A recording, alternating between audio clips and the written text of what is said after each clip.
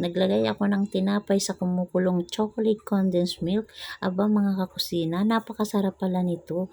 Pwedeng pang merienda at pwedeng pang dessert. Napakadali pang gawin. Sa una, naglagay ako ng chocolate condensed milk sa aking kawali at hinintay ko itong kumulo para ilagay naman ang ating tinapay na pinagpira-piraso. 6 na piraso po ang aking inilagay. At hinalo ko na rin hanggang sa ma-absorb ng tinapay ang ating chocolate condensed milk. At habang hinahalo ko ang ating niluluto ay sinabayan ko ng lagay ng star margarine, konting halo at pwede na yan. O diba napakadaling gawin mga kakusina? Nag-spread din po ako ng star margarine sa aking paglalagyan. Kung kayo naman po ay may mga molder, pwede rin po natin itong gamitin. I-flatten natin ito ng kaunti at lagyan natin ng takip na plastic at ilagay natin sa refrigerator for 2 hours. So ayan, pwede na nating i-slice ito, pero bago ko i-slice to, lalagyan ko muna ng kaunting toppings para lalo tayong matakam sa ating niluto. O ayan mga kakusina, meron na kayong idea para sa inyong mga merienda.